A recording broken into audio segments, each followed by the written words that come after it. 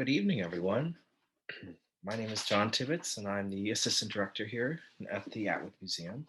And Kevin, I'll be filling in for him tonight, is celebrating his 36th anniversary with his wife, Nancy. So we want to congratulate them and wish them 36 more years. I'm going to go through some general housekeeping for the evening and talk about some upcoming events here at the Atwood. Then I'll do a quick introduction to Paul, and he'll take over from there. So we are launching a YouTube channel tomorrow. As of now, it hosts recordings of our previous virtual Tuesday Talk lectures. And if you missed one, it will be up on YouTube starting tomorrow. And you will find this through our website at the Atwood Museum, which is the chathamhistoricalsociety.org. Upcoming events at the Atwood that we have in July and August. First, we'll be hosting Pirates Day again out on the lawn on July 31st from 11 to 3, excuse me. This is a fun day for the kids. We'll have the Free Men of the Sea back who do pirate recreations, and it'll be a fun day for kids. Our annual meeting this year is August 19th at 5. It will be held virtually and it will be entirely free. Our featured speaker is John Ho Pak, Artistic Director and Conductor of the Cape Cod Symphony. Our Evening to Remember Gala will take place on August 28th from 5 to 8 at the beautiful Sea La Vie in Chatham Fort. Further information and tickets for reservations are on our website. Paul Kemprecos, who is a best-selling author, I'm going to have him unmute and ask him to start his video soon. In addition to co-authoring several books with writers, Clive Cussler and Matt Hawkins, has written 8 books in the Cape Cod-based Aristotle Socraides private detective series. He is here today to talk with his new book, Killing Icarus, and a true story from Cape Cod's history. So from that, also, don't forget, we will be posting a link to donate if you feel so inclined. You can find Killing Icarus at local bookstores, and we hope to sell it soon in the Atwood gift shop. So now, Paul, I hand the reins over to you, and welcome to Tuesday Talks. Oh, hello. I was just telling these guys that I had to bribe my cat so it wouldn't come over and bother me. So I said, I don't think she'll be bothering me. I gave her some snacks, so hopefully. I have to apologize. My voice kind of a little scratchy. I think it's allergies, and so I'll go as long as I can. Blather on. I'm well acquainted with the Historical Society. I did live in Chatham years ago. Both my kids graduated from Chatham High School, went to Chatham schools, and I covered Chatham as a reporter for the Cape Codder for many years, going back quite a ways. And thanks very much. I know Joe Nickerson was who was very active in the society way back when, was my landlord for a while, and he was a big historical buff.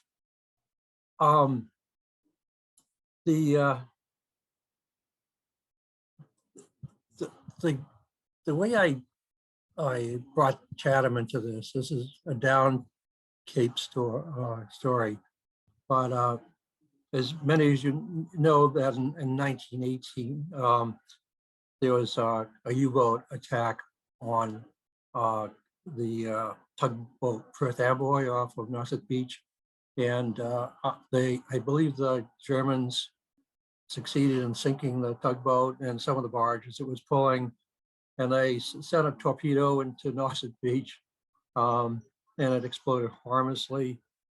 Some of the planes took off from the Chatham Air Base, which is Eastwood Ho now, very high price real estate right now, and went over there. I remember years ago talking to the wife of one of the pilots, and she had said how frustrated it was because the bombs didn't go off, or they ended up throwing wrenches at the sub, but eventually it submerged and slunk away with minimal damage.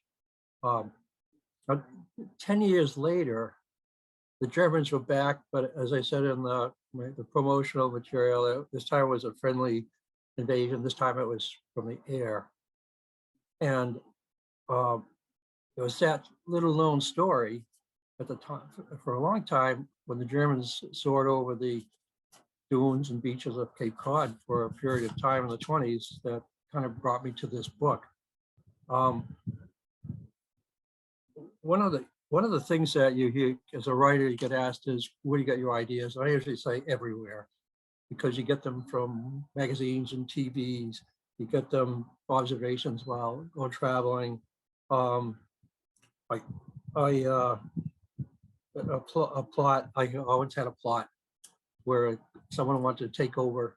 Like you do a lot of what if, and what if someone wanted to take over the water resources of the world, and what if a coronavirus?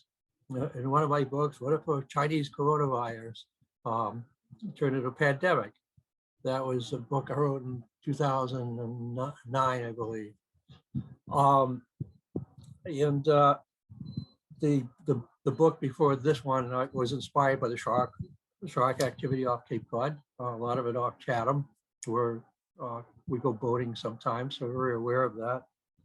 And also that book was inspired by some of the movie companies that I had seen do movies locally. A couple of them did movies in Chatham, and I wondered if I could use the story of two over-the-hill actors, like some of the folks I saw in the movies who are not in the prime of their career. And another time I had an idea about a mystery on Nantucket involving a murder suspect who thought he was Captain Ahab. My agent at the time poo-pooed it, and I lodged in my brain. Many years later, I wrote the book. It was called Gray Lady. I think it's a fun book. The record for longest, I think, goes to this book right here, the one that just came out, Killing Icarus, which came out last Tuesday on the 13th. I figured out it was something like 60 years from the time I learned about the story that would form the backdrop for this thing. And I had recently graduated from Boston University School of Journalism.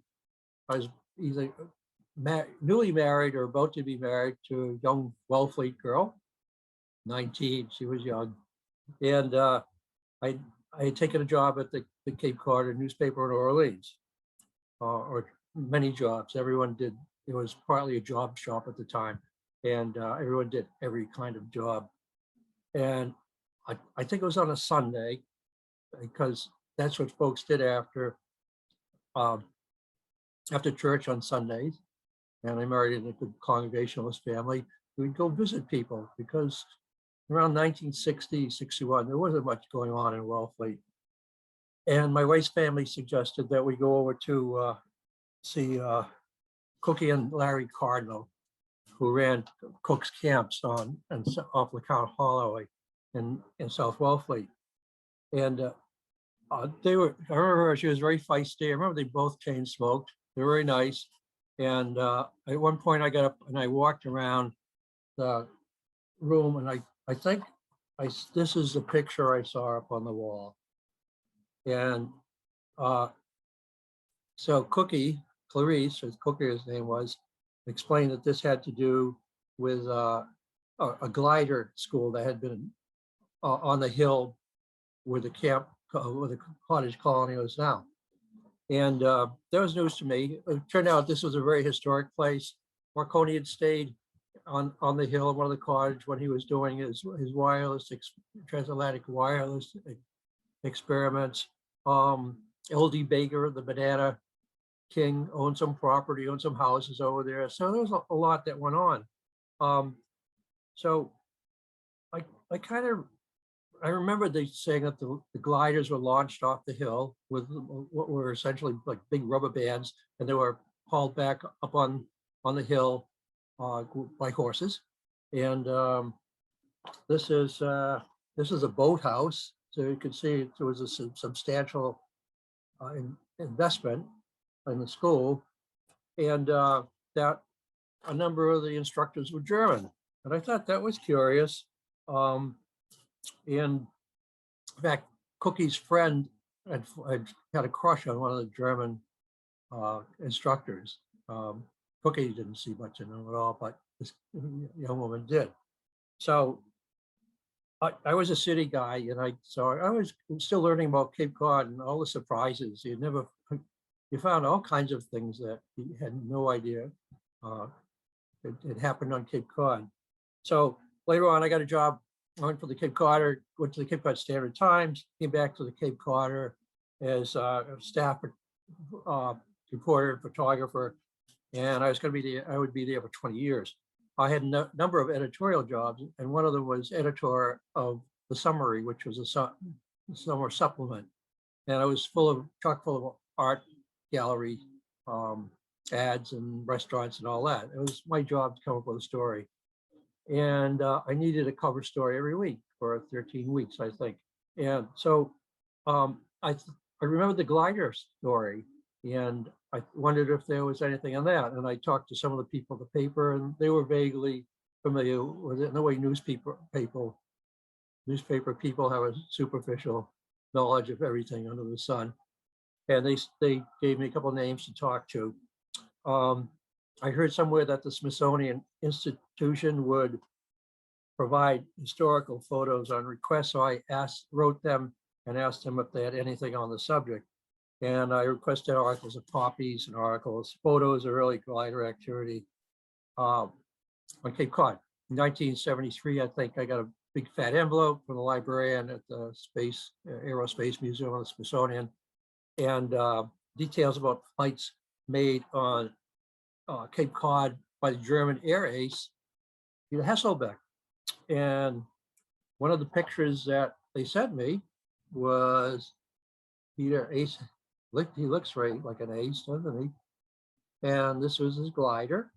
And this was Cape Cod, a bunch of people surrounding the glider on Cape Cod. And I learned that his journey to Cape Cod really began at the end of World War I. And by treaty, the Germans were prohibited from having powered aircraft, but they could have gliders, and consequently, they became the best glider pilots in the world, also the best glider designers in the world. And they put all their ingenuity and energy into the gliders. They established a network of glider clubs all over the country. And the city of Darmstadt was one of the major centers for glider activity. And one of the best pilots in Darmstadt was Hesselbeck.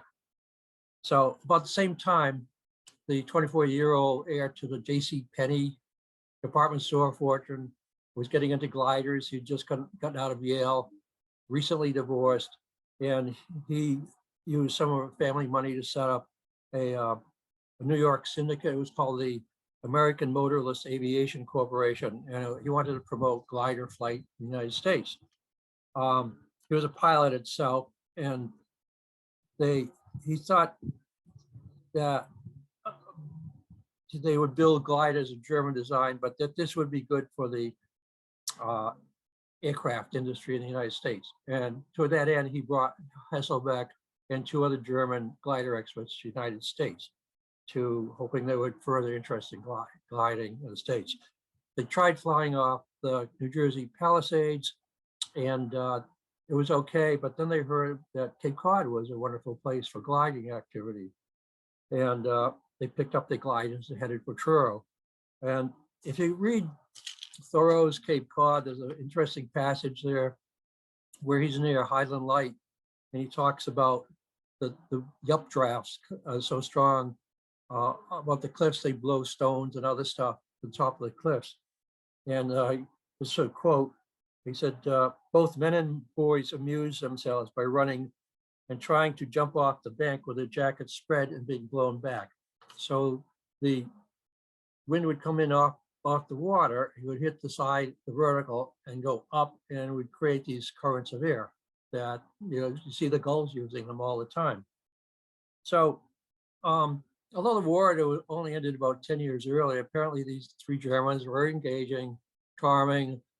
They used to bomb around in J.C. Penney's red convertible, and they'd go to Provincetown and have ice cream, and they became big celebrities with the summer crowd. And So they came in June of 1928 and they left in September of that year. Hasselbeck made his first flight off of Highland Light. He almost killed himself on one launch with an inexperienced launch crew. And the glider was snapped into the air by using a rubberized cord pulled by these volunteers. You can actually trace down some of the footage from this on YouTube, I think, if you're interested. And first flight, he broke orbital Wright's record for staying aloft in a motorized plane. A flight lasting 9 minutes and 45 seconds.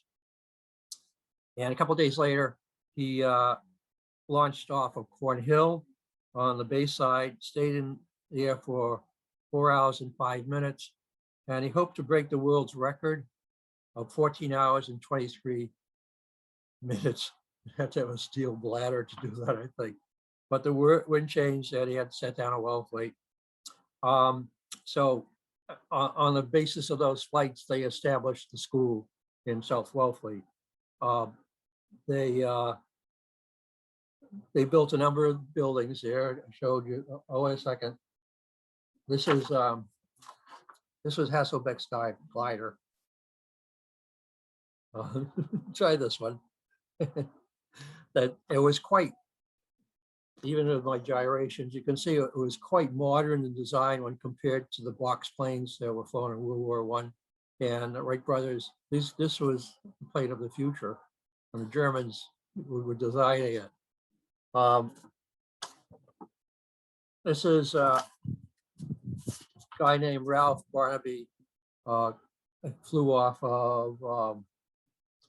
of South Wellfleet. He was a student, and he later went on to fame as a pilot. So this is a different type of glider, I believe. So anyhow, most of the kids there are 17 and older, and they did have German-American instructors, and the school was established with help from a German-American glider organization. Had its own electric power, probably the first electricity on the back shores at that glider school. They flew off there when the wind was west, and when it was east and when it was west, they flew off Cornhill. They had 6 aircraft, 9 more are expected, and they imported German talent aided by the Rowan Rossitten Corporation. And the pilots were awarded gull buttons, depending on how long they stayed in the air. And this is what was used as a cover here. This is, you could either get 1 gull, 2 gulls, or 3 gulls, depending on how far you went and how long you stayed in the air. So this was obviously the top of the line. There's still the International Glider Organization is still awarding buttons that are pretty much based on this design. You can get them on eBay, all over the world. So the school would have prospered. Then in 1929, we know what happened then. The stock market crashed and school closed. So I talked to a lot of people in Wellfleet and Truro who had been eyewitnesses to the flights, and it actually helped launch the gliders. And I did a story for the paper and tucked the stuff away. So I read somewhere that there was a guy named, one of the students named George Smith, came back to Cape Cod after the war. And I wondered if any of the German instructors had come back to Cape Cod after the war, and why that would have happened. But it was a story for another day. And I left the newspaper business after 25 years, and I started writing books about a Cape Cod detective named Aristotle Socraides. And I thought it was, after I did the shark book, I was thinking of a 9th Socraides book, and I thought about using the glider story as a basis. About then I started thinking about Edward Hopper. We all know, I think most of us know Edward Hopper painted a lot of scenes on Cape Cod, Truro, Wellfleet, Provincetown. and he had a place in Truro. And he and his wife Jo built a studio overlooking Cape Cod Bay, not far from Fisher Beach in Truro, and they stayed there several months a year. They're both painters, but Jo put her career aside to promote Edward's career, and he became the very famous artist that he did. And I read someplace that he loved to roam the hills and the hogs backs of Truro in search of subjects. And I thought, well, what if this German came back and encountered Edward and Hopper? And what would happen? Well, Hopper would probably sketch him. And that was near the opening scene of the book. Not far from the studio is what is known as the Klein House. Some of you may know it. It was the subject of a great deal of controversy. It was a modernist house. I've seen it. And it might not be, it's not bad, but in its location, many people felt that it destroyed the very essence of what Hopper was painting, the beautiful rolling hills and dunes. The town sued the owner. The lawsuit went on and on for years, and town, I think, came out on the short end. So I used that story as a jump off, and I came up with an even larger and uglier house, and that gave me another story thread I could weave in.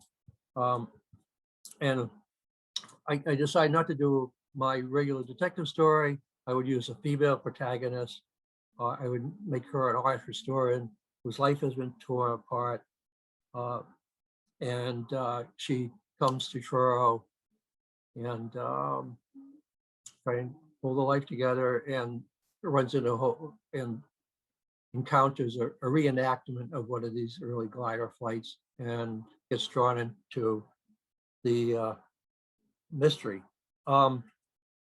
So writing well goes well. It can be great fun. What doesn't, it's kind of miserable. But one of the fun parts is doing research.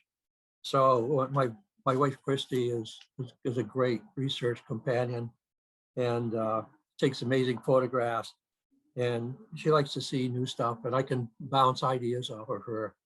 So we made a number of trips to Truro and Provincetown, went to Nantucket where some of the action takes place.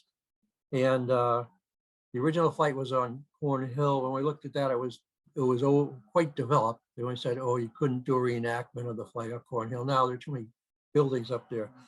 So I came up with a fictitious hill where and we looked at a bunch of hills and we said, oh, that's the one, that looks okay. We'll use that. And the cottage colony is a combination of a number of cottage colonies that I saw when we were walking along the shore. And it's kind of fun. We wandered around the Provincetown Inn. We looked at Provincetown Airport where there's a scene. We walked out to the Hopper studio. Like I advise, when the season's over, go out there this fall from Fisher Beach. It's a real pretty walk. And so we even stayed 1 week in Truro, so we could kind of mosey around. And from the view from the motel was the whole theater of action. So I could imagine certain things. The highlight of, I think, the research was a Hopper tour. A woman named Beth Chapman takes people out. Her family goes back and has known the Hoppers for a long time. And I lived on Cape Cod a long time. I thought I knew everywhere, but she took us to places that we had no idea. Down these dirt roads and sand roads, and we saw pieces of the old railroad right away. So if you can dig out the money for that, it was well worth it. So inevitably, I had to write the book, and it took a while, and then I had to weave all these threads together, and the book was supposed to come out in March. And unfortunately, my editor and publisher joined Club COVID in December, I think, and in January, we followed suit. And we're both COVID survivors, thank goodness. So we just put the whole thing off. And this book is like the little engine that could. It survived the travails of writing a complicated book and doing all the research, and a pandemic, a coronavirus, and came out on 13, and here we are. So here I am. So I've probably gone all over the map. I still have my file of stuff from the Smithsonian. This is the kind of stuff you accumulate. And I think if anyone wants to ask any questions, I'm sure I skipped over something, but please go ahead. And thank you for your attention.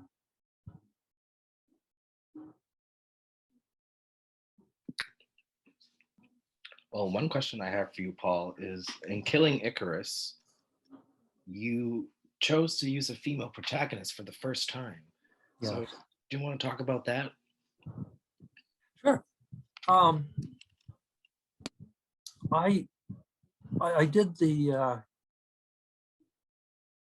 detective story, of course, the detective series, first person writing, and then I did 8 books of Clive Cussler with these macho heroes that saved the world. Then I did a couple of other books with a guy named Matt Hawkins, and I had really good, I always thought I had good, strong women characters in them.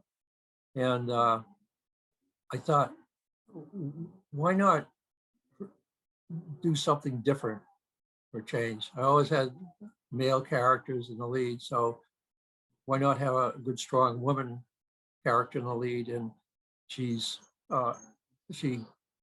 encounters all these bad things.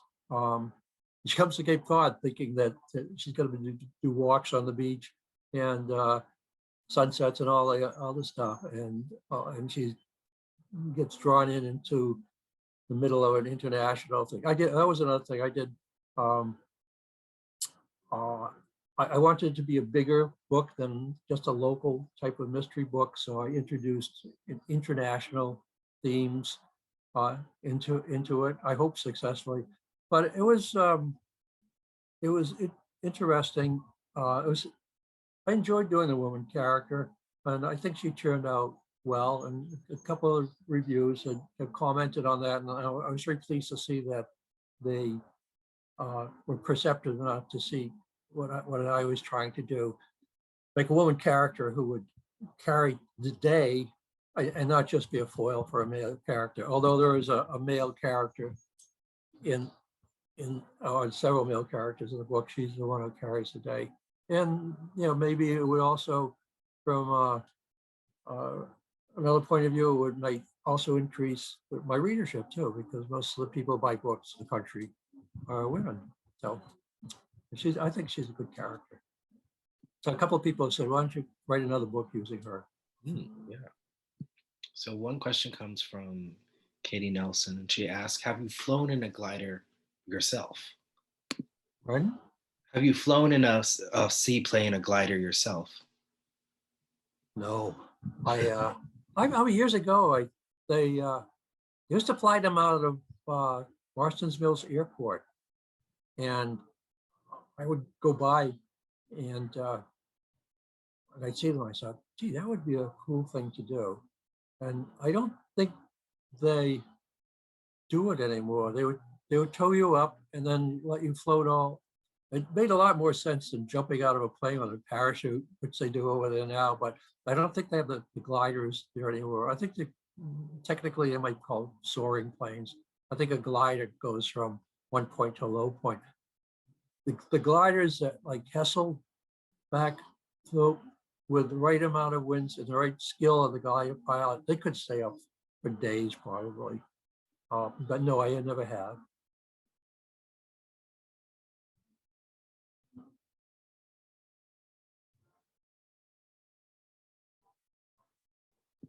Seems like, I know Don Broderick had his hand raised, so let's see if we can get him to talk with us.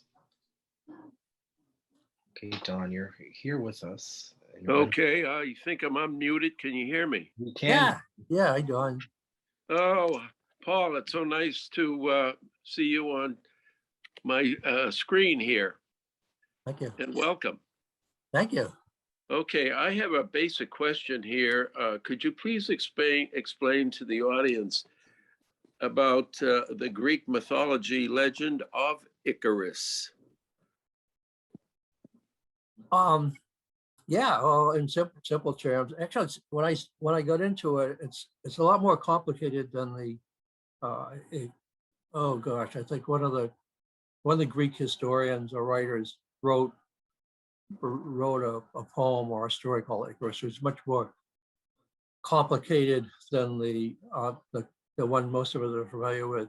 Icarus was the son of Daedalus. Daedalus was the one who did the maze on Crete, which is a whole other story with the Minotaur and all that. They I think they had to escape Crete. Daedalus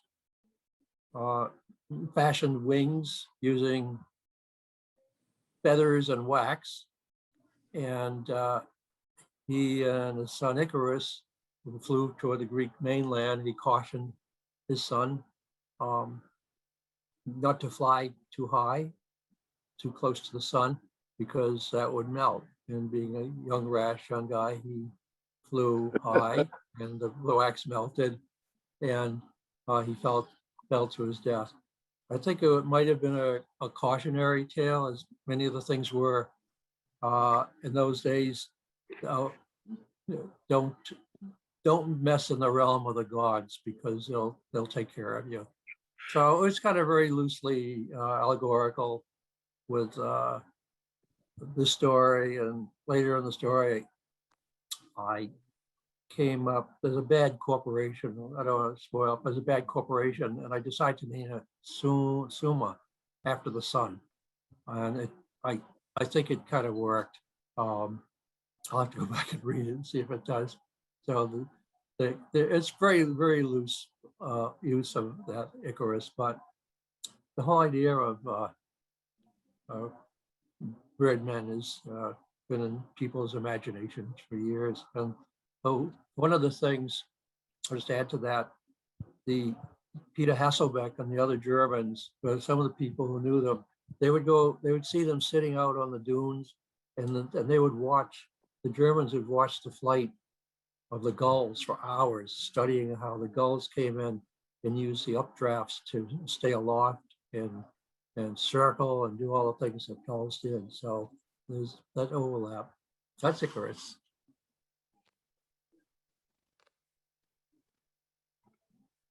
Thank you, Paul, and thank you, Don, for that great I question. have another question if you're ready. Sure. Can I get in the queue again? You're first in line. All right. Paul, I'm an aviation buff myself. Yeah. And I know that this aerodynamic studying that they did was probably very effective as they started to prepare for World War II. And I was wondering if you're familiar with the mid-30s short takeoff and landing aircraft that Germans perfected, called the Storch. It sounds familiar, but not specifically. They came up with a lot of stuff. An interesting corollary to this whole thing is one of the German glider experts said that the glider pilot could step into a powered plane and with very little instruction could fly a powered plane. I don't know if that's true, but it would certainly give anyone the basis of the handling a glider, handling a powered plane.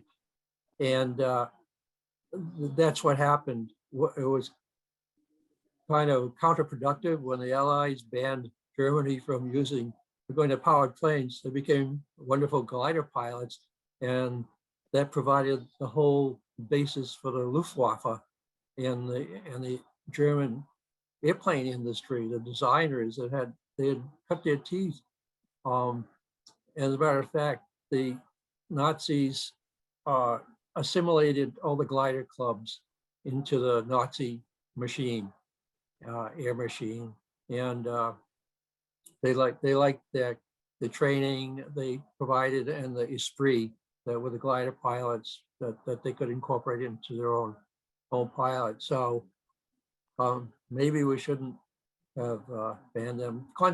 Coincidentally, when I was doing some research on this design, I found out that the guy who designed it was very active. He was a glider pilot, glider instructor, and he was a brown shirt, a big Nazi. And yet this thing is still used. This design is still used all over the world by the International Gliding. So no, I don't know that, but they were very innovative, apparently. Well, if I could add to that, the Storch itself was really a technological breakthrough, and it could land in such a short distance as all short takeoff and landing aircraft can. Mm-hmm. But this one became very famous because it was just a two-seater, the pilot in the front and the passenger in the back. And the passenger was traditionally Adolf Hitler. Really? And he would get in this Storch with his favorite pilot, and they would fly around Paris, and they would actually land in the street on the Champs-Élysées, if I'm pronouncing that right. So the Storch became world famous as a short takeoff and landing aircraft. I'll have to Google it. Yeah, it's quite a story. I don't know. Well, I started to do some research on what happened to the 3 Germans who were here. I found conflicting information about Hasselbeck, that he was killed in the Russian front or someplace else. So I don't know what happened to Hasselbeck. I did find the name of one of the other Germans who was here, who did go into German warplane design, and I assume that the other guy did too, either design or a pilot or Luftwaffe. So some of the natives were a little suspicious from what I read about these Germans, and maybe with good reason. Well, I think so too, because there's no doubt in my mind that that Hasselbeck learned quite a bit of important aerodynamic information. Yeah. Because they were masterful in designing warplanes. Of course, everybody knows that. But the Storch could land in less than 28 knots of wind. Wow. It's really remarkable.